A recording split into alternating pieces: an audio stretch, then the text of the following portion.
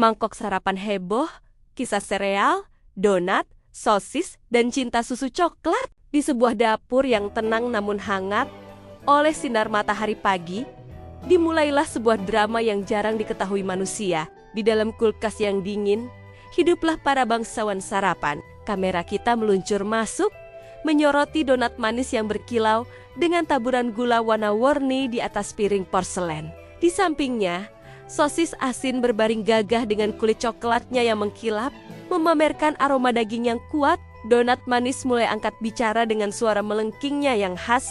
Lihatlah aku, akulah primadona meja makan. Lembut, manis, dan cantik. Begitu anak-anak melihat lubang di tengah tubuhku ini, mereka langsung jatuh cinta. Aku adalah kebahagiaan sejati pagi hari. Sosis asin tidak mau kalah. Dengan suara beratnya yang berwibawa, ia menyela, manis saja tidak akan membangunkan semangat.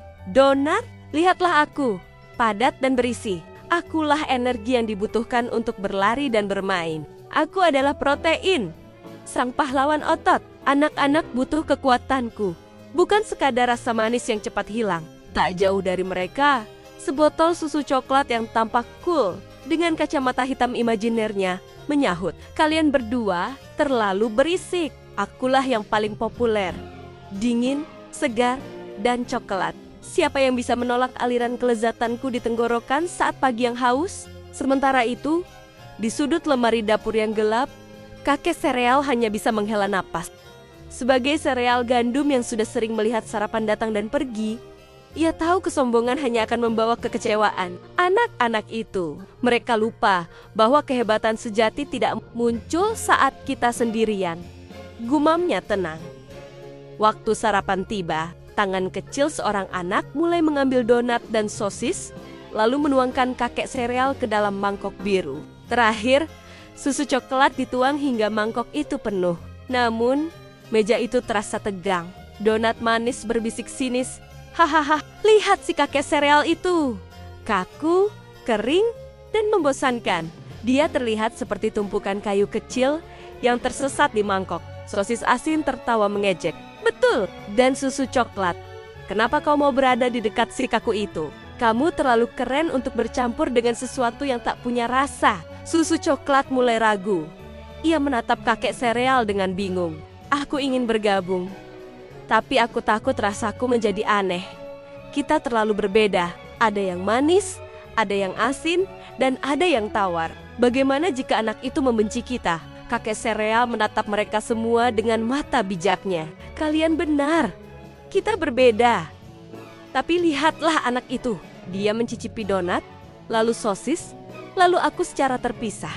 Wajahnya terlihat bosan. Dia mencari sesuatu yang lebih, sesuatu yang bisa menyatukan semua rasa ini menjadi satu harmoni. Melihat anak kecil itu mulai meletakkan sendoknya dengan lesu, kakek sereal tahu ini saatnya bertindak. "Susu coklat, kamu adalah kuncinya. Kamu punya keberanian dan kelenturan. Jadilah jembatan bagi kami semua." Susu coklat terkejut. "Aku?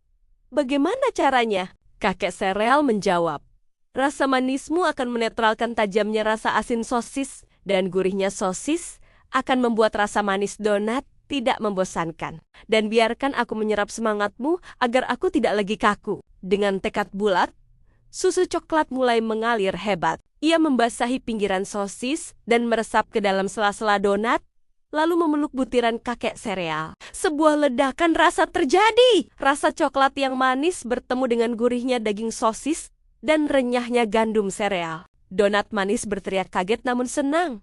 "Wah, rasaku jadi lebih kaya. Aku tidak lagi hanya manis, tapi punya karakter." Sosis asin pun berseru, "Luar biasa. Rasa asinku sekarang punya teman yang menyegarkan." Anak kecil itu kembali mengambil sendoknya. Ia menyuap campuran sereal, potongan donat, dan sosis yang sudah dibalut susu coklat. Matanya langsung membesar. Senyum lebar mengembang di wajahnya. Ia makan dengan lahap, menghabiskan seluruh isi mangkok tanpa sisa. Kakek sereal tersenyum puas. Lihatlah, kebahagiaan itu muncul saat kita berhenti berkompetisi dan mulai berkolaborasi. Sobat Mana Story, dari sepiring sarapan ini kita belajar sesuatu yang besar.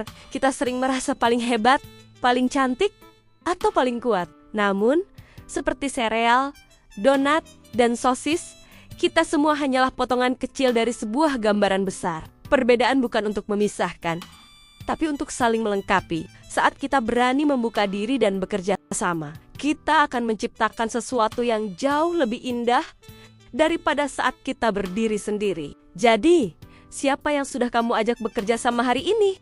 Jangan lupa subscribe dan tulis pendapatmu di kolom komentar. Sampai jumpa di kisah bermakna selanjutnya.